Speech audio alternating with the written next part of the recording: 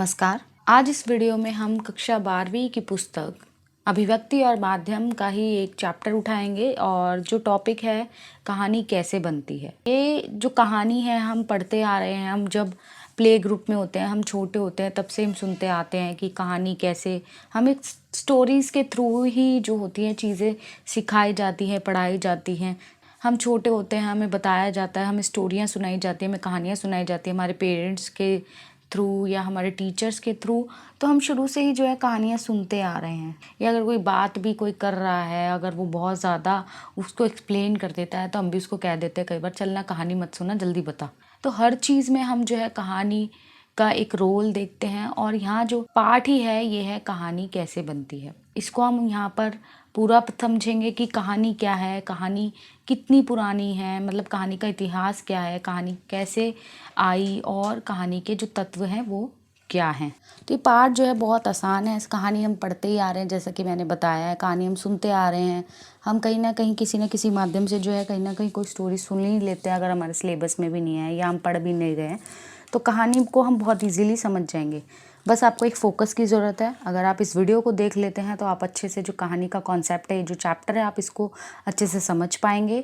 और फिर भी अगर आपको कोई भी किसी भी तरह का डाउट होता है तो आप कमेंट सेक्शन में जाके कमेंट ज़रूर कीजिए। साथ ही साथ आपको डिस्क्रिप्शन में जो है मेरी वेबसाइट का लिंक भी वहाँ अवेलेबल है, वहाँ से जाकर जो है इसको सभी चीज़ों को, जो भी ये नोट्स हैं, आप वहाँ से इनको देख सकते हैं, पढ़ सकते हैं, समझ सकते हैं। और मैं हमेशा अपनी हर वीडियो में यही कहती हूँ, जब आप कोई भी वीडियो देखते हैं, आप मेरे अलावा किसी और की भी अगर वीडियो देखते हैं तो प्लीज़ एक बार बुक में जाके गो थ्रू ज़रूर किया कीजिए। इससे क्या होता है, आपका कॉन्सेप्ट जो होता है और अच्छे से क्लियर हो जाता है। तो आइए अब हम बिना किसी देरी के इस चैप्टर की ओर बढ़ते हैं, और यही कहूँगी अच्छे से समझने के लिए पूरा ज़रूर देखिए। वीडियो अच्छा लगे तो लाइक, कमेंट व शेयर ज़रूर कीजिए। तो सबसे पहले तो हम ये देखेंगे कि कहानी एक्चुअल में है क्या। तो कहानी साहित्य की ऑब्वियस सी बात है, जो कहानी है हिंदी साहित्य की एक विधा है। तो कहानी साहित्य की एक ऐसी गद्य विधा है जिसमें जीवन के किसी एक अंग विशेष का मनोरंजन जो है पूर्ण चित्रण किया जाता है। कहानी एक ऐसी साहित्यिक विधा है जो अपने सीमित क्षेत्र में पूर्ण एवं स्वतंत्र है, प्रभावशाली है। कहानी में मानव जीवन की कथा होती है। ऑब्वियस सी बात है, हम कहानी में जो है कथा ही सुनते हैं। किसी जो मनुष्य है उसका एक स्वतंत्र चित्रण होता है, पूर्ण चित्रण होता है, ठीक है, वो अपने आप में ही पूरी होती है। और यहीं से हम जानेंगे कि ये एक साहित्य की गद्य विधा है।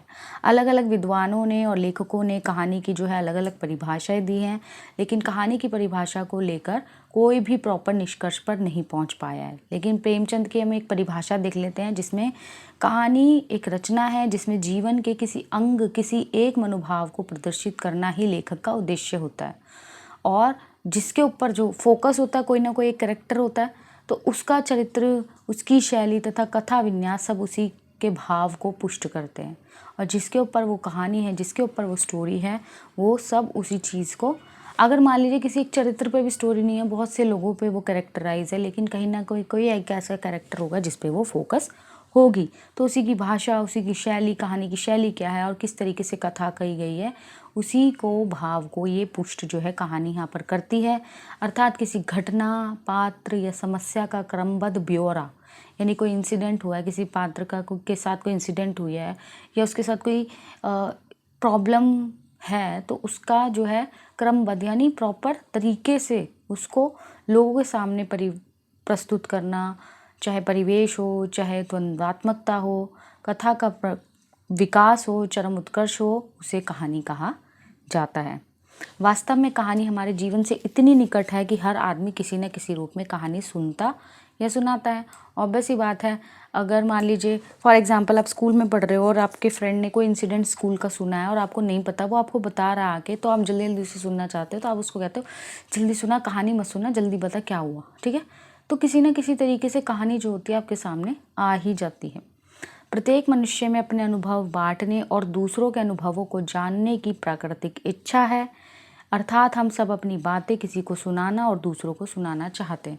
एक होती नॉर्मल कॉन्वर्सेशन, एक होता है आप किसी से बहुत दिनों बाद मिले हैं, उसको स्टोरी बता रहे हैं, कहानी बता रहे हैं, पूरा ये किया मैंने, वो किया, या कहीं घूमने गए आप उसका पूरा ब्यौरा दे रहे हैं, तो वो भी हम एक तरीके से उसे कहानी कह सकते हैं। तो किसी न किसी तरीके से जो हम लोग हैं, हमें कहानी सुनना भी अच्छा लगता है और हमें अपनी कहानी सुनाना भी अच्छा लगता है। तो अभी तक हम कहानी के बारे में पढ़ रहे थे कि कहानी है क्या, क्या क्या परिभाषाओं को लेकर मत हैं। आगे हम देखते हैं कि एक्चुअल में कहानी का इतिहास है क्या। तो कहानी का इतिहास उतना ही पुराना है जितना मानवीय इतिहास है, यानी जब से मानव का जन्म हुआ है कहानियों का उत्पत्ति भी तभी से हुई है, क्योंकि कहानी जो है मानवीय स्वभाव और प्रकृति का अटूट हिस्सा। ऑब्वियस है, जो इंसान के जो स्वभाव है, जो उसका व्यक्तित्व है, जो प्रकृति है, तो इन दोनों के बीच में एक गहरा संबंध है। ठीक है, कहानी सुनने और सुनाने की प्रवृत्ति मनुष्य में पुराने समय से ही है। जैसे जैसे मानव सभ्यता का विकास होता गया, वैसे वैसे कहानी की आदिम कला का विकास होता गया। जैसे जैसे हम आदि मानव थे, या हमारे पूर्वज जो थे आदि मानव थे, जैसे जैसे उन्होंने अपना विकास किया, वैसे वैसे ही जो कहानी की जो शैली है, जो कहानी लिखने का तरीका है, जो कहानी सुनाने का तरीका, उसमें भी बहुत से चेंजेस आए हैं, उनमें भी अपग्रेड्स हुए हैं बहुत ज़्यादा। ठीक है, तो कथावाचक कहानियाँ सुनाते गए और श्रोता उनकी कहानियाँ सुनते गए, यानी जिन्होंने कहानियाँ सुनाई वो कहानियाँ सुनाते चले गए और जो सुन रहे थे वो सुनते चले गए। प्राकृतिक रूप से मनुष्य एक कल्पनाशील प्राणी है, ये हम सभी लोग जानते हैं। जो मनुष्य है वो एक कल्पनाशील प्राणी है। जब तक आपके अंदर इमेजिनेशन नहीं होगी तब तक आप किसी चीज़ को इमेजिन नहीं कर सकते।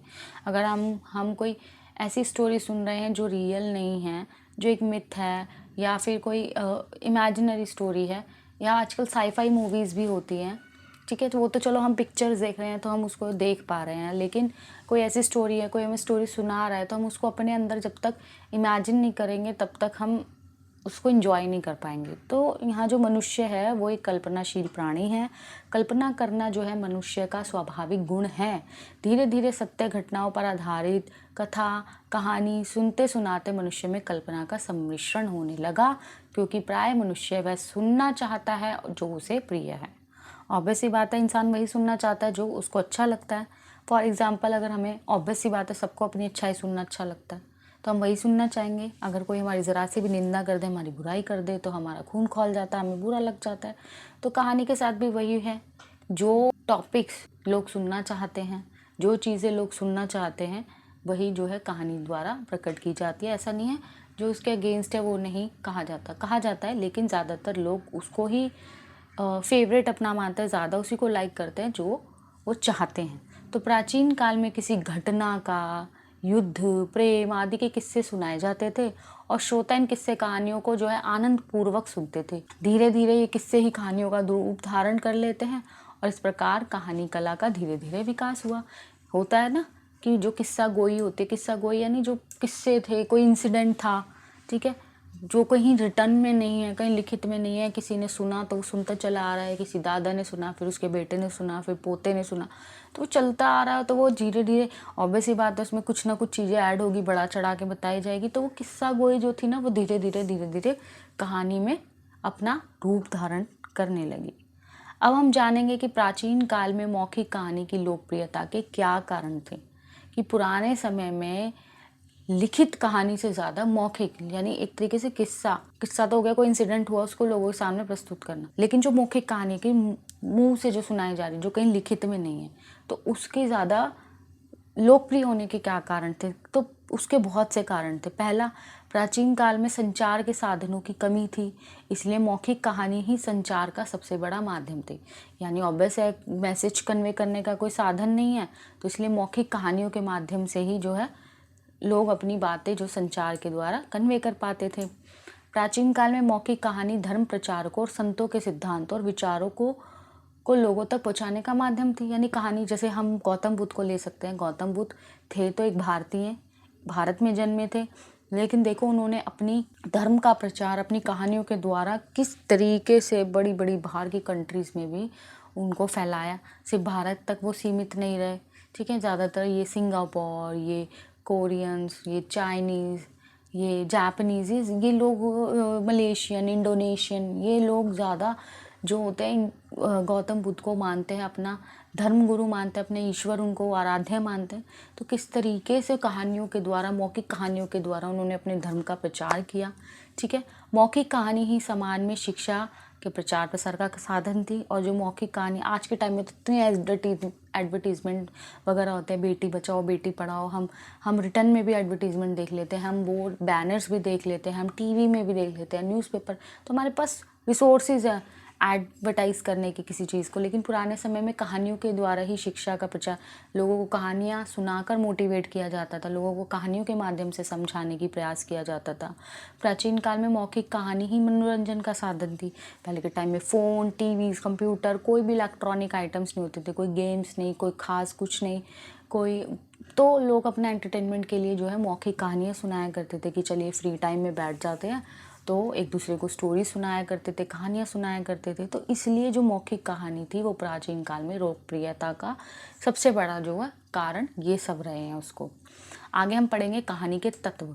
ऑब्वियस एक बात है, कहानी को आगे बढ़ाने में गद्य, ऑब्वियस है, कहानी जो एक साहित्य की विधा है, तो इस गद्य विधा को आगे बढ़ाने में जो प्रमुख तत्व है, जो इसको पूरा रूप देते हैं, जिसकी वजह से कहानी अपना एक रूप धारण करती है, तो वो क्या क्या स्टेप्स होते हैं। फॉर एग्जांपल जैसे आप लोग स्कूल जाते हो तो आपकी बेसिक चीज़ें ही आपके पास नहीं है, आपकी नोटबुक्स नहीं है, आपका पेन नहीं है, आप यूनिफॉर्म में नहीं है, चलो यूनिफॉर्म के बिना तो, लेकिन आपके पास बुक और पेन ही नहीं है, तो आपकी बेसिक चीज़ें जब तक आप नहीं है, आप आगे स्टडी कैसे करोगे। बेसिक चीज़ें तो यही है, चाहे कितनी ऑनलाइन एजुकेशन आ जाए, लेकिन आज भी हमें पेन और पेपर की ज़रूरत होती है। तो ऐसे ही कहानी के जो ये तत्व होते हैं, कहानी को पूर्ण रूप देने में अपना महत्वपूर्ण योगदान देते हैं। तो इसके जो प्रमुख तत्व हैं वो क्या क्या है, इसकी कथा वस्तु। सबसे पहले हम इनका शॉर्ट में जान लेते हैं, बाद में हम इसकी एक्सप्लेनेशन देखेंगे। कथा वस्तु की स्टोरी लाइन क्या है, जो कैरेक्टर्स है यानी चरित्र चित्रण किस तरीके से किया है, उनमें द्वंद्वात्मकता की स्थिति क्या है, कैरेक्टर्स डायलॉग्स कैसे हैं यानी संवाद योजना, देश काल और वातावरण एटमॉस्फेयर कैसा क्रिएट हुआ है, उद्देश्य क्या स्टोरी का होता है ना, कोई ना कोई कहानी होती है, मोरल क्या हुआ, क्या स्टोरी है, हमें स्टोरी से क्या क्या उद्देश्य है, क्या बताना चाहते हैं, ठीक है, और उसकी भाषा शैली क्या है। तो ये सारे तत्व है जो एक कहानी को पूरा करते हैं। तो इसलिए मैं कह रही हूँ टॉपिक बहुत ईजी है, कहानी के बारे में बताया गया है और इनको आप पढ़ेंगे तो बहुत ईजीली आपको क्लियर हो जाएगा। साथ ही साथ आपको नोट्स चाहिए हो तो मैं दोबारा कहूँगी, मेरी वेबसाइट पर जाके आप वहाँ से इन नोट्स को देख सकते हैं। तो पहला जो तत्व है वो है कथानक। तो सबसे पहले हम जानेंगे कथानक है क्या। कहानी का संक्षिप्त रूप यानी कहानी का छोटा रूप, जिसमें प्रारंभ से अंत तक कहानी की सभी घटना और पात्रों का उल्लेख किया गया हो, ठीक है। कथानक होती है स्टोरी, ठीक है, जिसने स्टोरी लिखी, फॉर एग्जांपल किसी ने मूवी लिखी तो उसकी स्टोरी क्या है, तो वो होता कथानक। तो उदाहरण के लिए प्रेमचंद की कहानी कफन 10-12 पृष्ठों की कहानी है, लेकिन इसका कथानक 10-12 पंक्तियों में भी लिखा जा सकता है। यानी स्टोरी लाइन पे भी चीज़ें बहुत डिपेंड करती हैं कि जो इस कहानी का जो कथानक है, जो स्टोरी है, कहानी है, वो 10-12 पृष्ठों की है, लेकिन इसको 10-12 पंक्तियों में भी लिखा जा सकता है, लेकिन उसको एक्सप्लेन करना, किस तरीके से लोगों के सामने प्रस्तुत करना, तो ये कथानक के ऊपर डिपेंड करता है। वास्तव में कथानक कहानी का एक प्रारंभिक नक्शा होता है। जैसे एक स्कूल को बनाने के लिए एक नक्शा, एक आर्टिफिशियल स्ट्रक्चर चाहिए होता है, एक मॉडल चाहिए होता है, ठीक है। उस मॉडल के बेस पे आगे उसका या उसका एक्चुअल जो होता है वो उसके ऊपर बनता है। उसी तरीके से जो कहानी का प्रारंभिक नक्शा होता है कथानक ही होता है, यानी स्टोरी सबसे पहले डिसाइड होती है। फॉर एग्जांपल मूवी में हीरो हीरोइन सेलेक्ट करने से पहले, लोकेशन सेलेक्ट करने से पहले स्टोरी के ऊपर होता है, ठीक है। तो प्रारंभिक नक्शा ही होता है कथानक। कहानी का कथानक कहानीकार के मन में किसी घटना, जानकारी, अनुभव या कल्पना के कारण आता है, ठीक है। यानी जो कहानी का कथानक लिख रहा है, जो कहानीकार जो स्टोरी लिख रहा है, उसके मन में कोई इंसिडेंट, कोई इन्फॉर्मेशन, कोई एक्सपीरियंस या कोई इमेजिनेशन के कारण ही उसके मन में जो है कथानक आता है, कोई स्टोरी आती है। कभी कहानीकार की जानकारी में पूरा कथानक आता है और कभी कथानक का कोई थोड़ा सा इंसिडेंट आता है, कोई छोटे से प्रसंग आ जाते हैं, कोई पात्र कथाकार को जो है आकर्षित करते हैं, तो इसके बाद कथाकार उसे विस्तार देने में जुट जाता है। मान लीजिए कोई राइटर है जो मूवीज़ लिखता है, मैं मूवीज़ के थ्रू आपको समझाती हूँ क्योंकि आप इजीली समझ जाते हैं कि मूवीज़ आज के टाइम में हर कोई देखता है।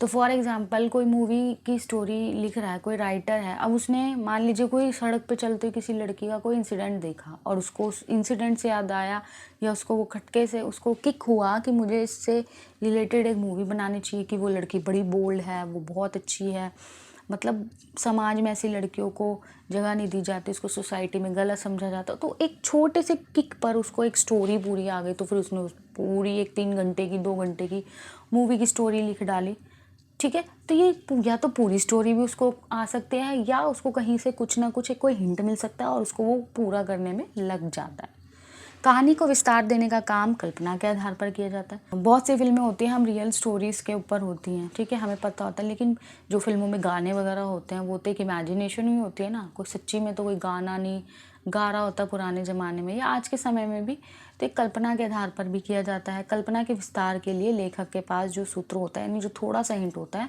उसी के माध्यम से जो है इमेजिनेशन आगे बढ़ती है, ठीक है। यह सूत्र लेखक को एक परिवेश देता है, पात्र देता है, समस्या देता है। इसके बाद लेखक संभावनाओं पर विचार करता है और एक ऐसा काल्पनिक ढांचा तैयार करता है जो संभावित और लेखक के उद्देश्यों से मेल खाता हो। इस तरह संपूर्ण कहानी कथानक के इर्द गिर्द घूमती है और कथानक कहानी का केंद्र बिंदु होता है।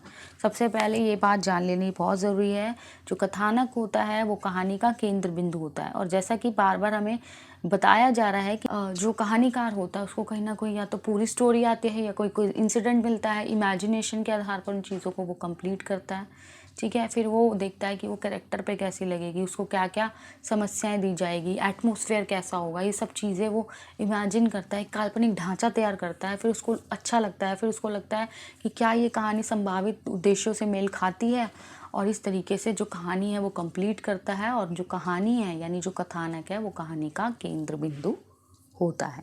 तो कहानी कथानक तो बहुत ज़रूरी है, स्टोरी होगी उसके बाद ही आगे की चीज़ें जो है बढ़ती हैं। अगला है हमारा द्वंद्व की स्थिति। अब द्वंद्व की स्थिति में क्या होता है कि कहानी के बुनियादी तत्वों में द्वंद्व का महत्व बहुत अधिक है। यानी ऑब्वियस है, जब बहुत सारे लोग एक साथ काम कर रहे हैं तो क्लैशेस भी होंगे, द्वंद्व भी होंगे, तो द्वंद्व ही कथानक को जो है आगे बढ़ाता है। मान लो कोई कहानीकार को कोई स्टोरी लिखी है उसने और वो किसी और को पसंद नहीं आ रही, उसमें और भी ज़्यादा अपग्रेड किया जा सकता है, उसमें चेंजेस किए जा सकते हैं, तो वो कथानक को जो है आगे बढ़ाने का काम करता है।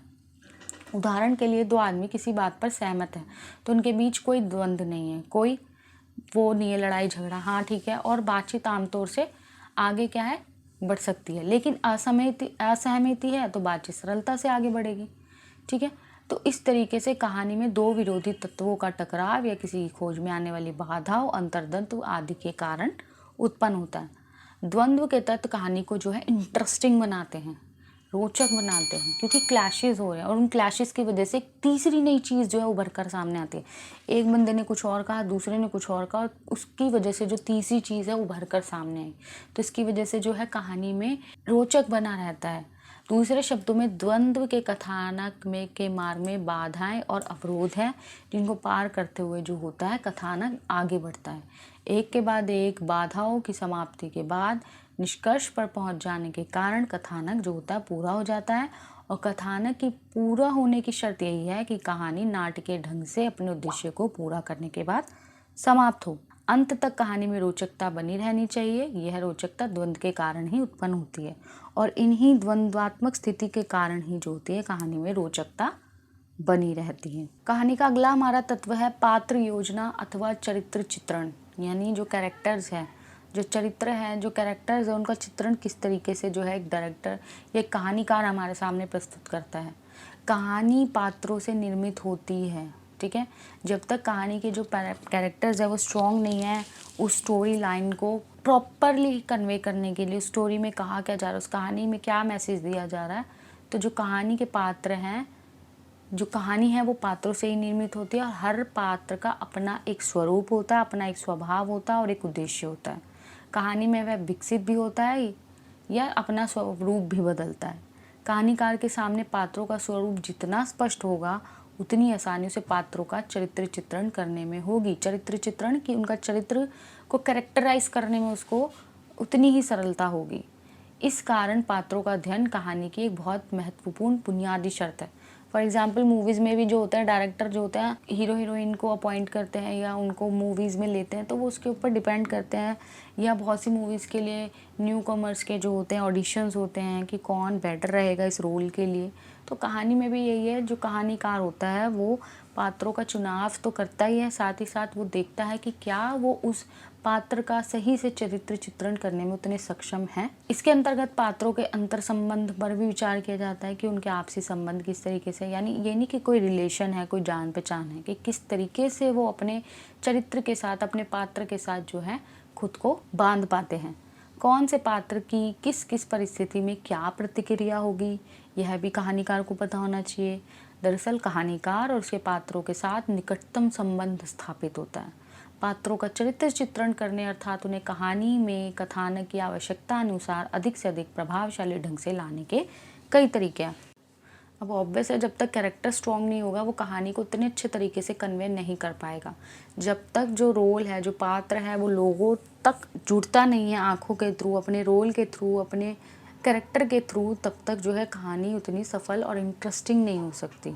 तो कहानीकार और उसके पात्रों का चरित्र चित्रण करने अर्थात उन्हें कहानी में कथानक की आवश्यकता अनुसार अधिक से अधिक प्रभावशाली ढंग से लाने के कई तरीके हैं कि जो कहानी में जो कैरेक्टर्स है, जो पात्र हैं, कि किस तरीके से उनका चरित्र चित्रण करना, कहानी के अनुसार या उसकी आवश्यकता अनुसार किस तरीके से उनको इफेक्टिव दिखाया जा सकता है। तो चरित्र चित्रण का सबसे सरल तरीका पात्रों के गुणों का कहानीकार द्वारा बखान है, पर यह तरीका प्रभावहीन और बहुत ज़्यादा आउटडेटेड हो चुका है। आजकल ये नहीं होता है। पात्रों का चरित्र चित्रण उनके क्रियाकलापों यानी उनकी एक्टिविटीज़, संवादों तथा दूसरे लोगों द्वारा बोले गए संवादों के माध्यम से ही प्रभावशाली होता है। कि मान लो कोई पॉलिटिशियन है फॉर एग्जांपल, वो अपना कितना मर्जी बखान कर ले लेकिन उसका काम तब तक कारगर नहीं है जब तक वो लोगों के द्वारा, जनता के द्वारा ना पसंद किया जाए। दूसरे पात्र किसी का चरित्र चित्रण अपने संवादों के माध्यम से कर सकते हैं। पात्रों का चरित्र चित्रण पात्रों की अभिरुचियों के माध्यम से भी होता है। तो ये कैरेक्टर इसके ऊपर बात की जा रही है कि सब महत्वपूर्ण तत्व एक तरीके से कह सकते हैं, क्योंकि जो कहानी तो चलो हमने लिख दी, कहानी कई बार सिंपल भी हो सकती है। जैसे हम एक RRR मूवी को ले लेते हैं, जिसमें क्या है, एक सिंपल सी स्टोरी चल रही है कि हमारा देश अंग्रेज़ों का गुलाम है। ये सिंपल स्टोरी हमने बहुत सी मूवीज़ में देखी है, लेकिन पात्रों का जो सिलेक्शन है, किस तरीके से मूवी को जो है लोगों के सामने प्रस्तुत किया गया है, किस तरीके से एटमॉस्फेयर क्रिएट किया गया है, किस तरीके से रोल उन्होंने जो हीरोज़ हैं उन्होंने लिए हैं, तो ये सब चीज़ों पर भी डिपेंड करता है। जब तक ये एग्जीक्यूशन सही होगा, कहानी अच्छी होगी, कैरेक्टर्स अच्छे होंगे, उनके डायलॉग्स अच्छे होंगे, ठीक है। एक मूवी के रोल उसके पर्सपेक्टिव से देखिए, मान लीजिए RRR मूवी देख रहे हो, अगर उसकी कहानी अच्छी नहीं होती, मूवी फ्लॉप। उसके कैरेक्टर्स अच्छे नहीं होते, मूवी फ्लॉप, ठीक है। तो अगर एटमॉस्फेयर वैसा क्रिएट नहीं किया होता, ठीक है, उनके कपड़े, उनका बोलने का तरीका, उनकी हम कह सकते हैं भाषा ऐसी नहीं होती, उनके डायलॉग्स ऑसम नहीं होते, तो एक भी चीज़ अगर कम होती तो वो मूवी जो है वो सक्सेस हासिल नहीं कर पाती जो उसने की है। तो कहानी के साथ भी सेम यही चीज़ें हैं। इन सब चीज़ों का मिला जुला रूप ही कहानी को सक्सेसफुल बनाता है। अब हम यहाँ बात करते हैं संवाद योजना यानी कथोपकथन की, डायलॉग्स कि संवाद का शाब्दिक अर्थ ही है बातचीत, कॉन्वर्सेशन। कहानी में पात्रों के बीच हुई परस्पर बातचीत को संवाद अथवा कथोपकथन कहते हैं।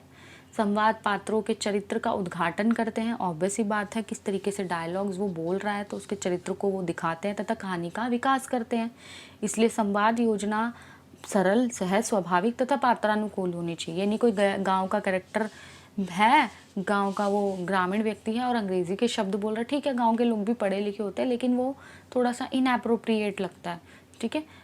तो उस तरीके से उसके डायलॉग्स होने चाहिए। पात्रों के संवाद लिखते समय अवश्य ध्यान रहना चाहिए कि संवाद जो है पात्रों के स्वभाव और उसकी पूरी पृष्ठभूमि के अनुकूल हो। जैसे कि मैंने बात की कि कहाँ से वो बिलोंग कर रहे हैं। जैसे अगर गुजरात का है तो उसके बोलने में, उसके डायलॉग्स में ज़्यादातर गुजराती शब्दों का प्रयोग होना चाहिए, ठीक है। वह उसके विश्वासों, आदर्शों तथा स्थितियों के अनुकूल होने चाहिए कि वो उनको कॉन्फिडेंटली बोल पाए, वो उसके आदर्शों के अनुकूल हो और उसके स्थिति जो है उसके अनुकूल होने चाहिए। संवाद लिखते समय लेखक गायब हो जाता है और पात्र संवाद स्वयं बोलने लगते हैं, क्योंकि ऑब्वियस ही बात है, जब संवाद होते हैं तो लेखक जो होता है गायब हो जाता है और जो कैरेक्टर्स होते हैं उनको संवाद बोलने होते हैं, तो वो संवाद उनके द्वारा बोले जाने से ही जीवित होते हैं, ठीक है। संवाद छोटे होने चाहिए, स्वाभाविक होने चाहिए और उद्देश्य के प्रति सीधे लक्षित होने चाहिए।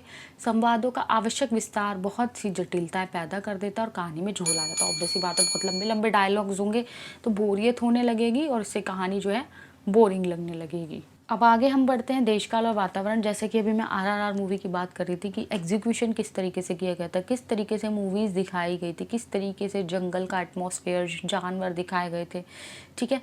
तो देश काल और वातावरण एक यही तरह की चीज़ है कि हर घटना, पात्र, समस्या का अपना देश काल और स्थान होता है, ठीक है।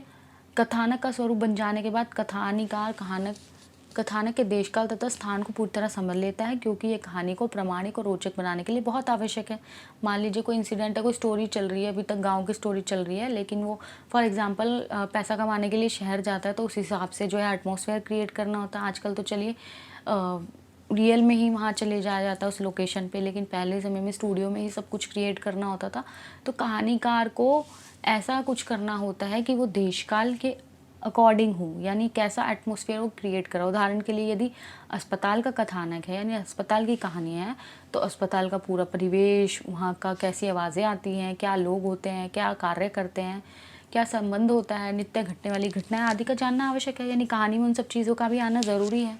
और लेखक जब अपने कथानक के आधार पर वो कहानी को विस्तार देता है, तो उसमें इन सब जानकारियों को बहुत आवश्यकता होती है। देखिए टॉपिक्स जो है ना बहुत ईजी है, बहुत ईजी है। आप कहानियाँ, आप इसको है ना मूवी से कोरिलेट करके अगर समझेंगे, अगर आप कहानी को भूल रहे हैं तो आप बहुत इजीली इसको समझ जाएंगे। लेकिन कहानी टॉपिक जो है बहुत इजी है। कहानी होती क्या है, इसकी डेफिनेशन क्या है, क्या क्या इसके तत्व होते हैं। ऑब्वियस सी बात है, हम यहाँ उद्देश्य के टॉपिक पे आते हैं। अब हम कोई पढ़ रहे हैं, हम एजुकेशन ले रहे हैं, हमारा उद्देश्य क्या है, पढ़ लिख कर कुछ बनना। तो हर चीज़ का कोई ना कोई मोटिव होता है, तो कहानी का भी कोई मोटिव होना चाहिए। ठीक है, यह कहानी का बहुत ही प्रमुख तत्व है। जब तक कहानी के अंदर कोई मोटिव नहीं होगा, जैसे बच्चों को हम स्टोरी सुनाते हैं, मोरल ऑफ द स्टोरी उनसे पूछते हैं कि क्या उद्देश्य है, क्यों करा जा रहा है। तो हर चीज़ का एक उद्देश्य होता है। कई चीज़ होती है मनोरंजन के लिए होती है, कई चीज़ होती है लोगों में जागरूकता उत्पन्न करने के लिए होती है। तो हर चीज़ का अपना एक मोटिव होता है, एक उद्देश्य ज़रूर होता है। अगला है इसकी भाषा। ऑब्वियस सी बात है, भाषा ऐसी होनी चाहिए जो सुनने और पढ़ने वालों को आसानी से समझ हो जाए।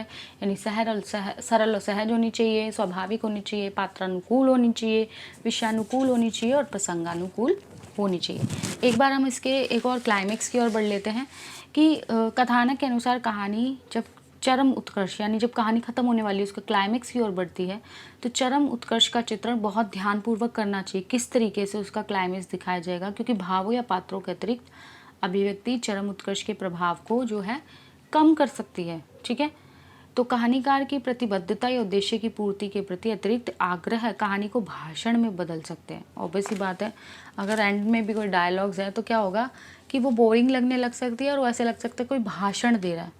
तो उद्देश्य को प्रकट करने के लिए कोई बोले ना, ठीक है, उद्देश्य को प्रकट करने के लिए वो करके दिखाए। तो सर्वोत्तम यह होता है कि चरम उत्कर्ष पाठक को स्वयं सोचने और लेखकीय पक्षधर की ओर आगे आने के लिए प्रेरित करे, लेकिन पाठक को यह भी लगे कि उसे स्वतंत्रता दी गई है और उसने जो निर्णय निकाले हैं वह उसके अपने हैं। यानी आजकल ऐसी बहुत सी मूवीज़ आ रही है जिनकी फ्री एंडिंग दी जाती है, यानी डायरेक्टर जो है आप लोगों पर छोड़ देता है कि आप उसका कंक्लूजन क्या निकाल रहे हो, एंड में आपने क्या समझा। ठीक है, तो यहाँ पर भी यही बात की जा रही है कि कहानी में भी एक फ्री एंडिंग होनी चाहिए, जो क्लाइमेक्स है बोरिंग नहीं होना चाहिए और ऐसा होना चाहिए जो पाठकों को सोचने पर मजबूर कर दे और वो फ्री हो उसको समझने के लिए और उसके उद्देश्यों को जानने के लिए। तो इस तरीके से ये टॉपिक यहाँ समाप्त होता है। बहुत इजी टॉपिक है छात्रों, मुझे नहीं लगता आपको ये समझ नहीं आया होगा। फिर भी किसी भी तरह का कोई हल्का फुल्का भी डाउट हो तो कमेंट करके ज़रूर बताइए। और छात्रों मैं आपसे बार बार ये लाइक कमेंट और शेयर करने को ज़रूर इसलिए कहती हूँ क्योंकि आपके लाइक और कमेंट से क्या होता है, वीडियो को एक बूस्ट मिलता है, चैनल को एक मोटिवेशन मिलता है। आगे और भी नोटिफिकेशंस को पाने के लिए चैनल को सब्सक्राइब करना ना भूलिए। धन्यवाद।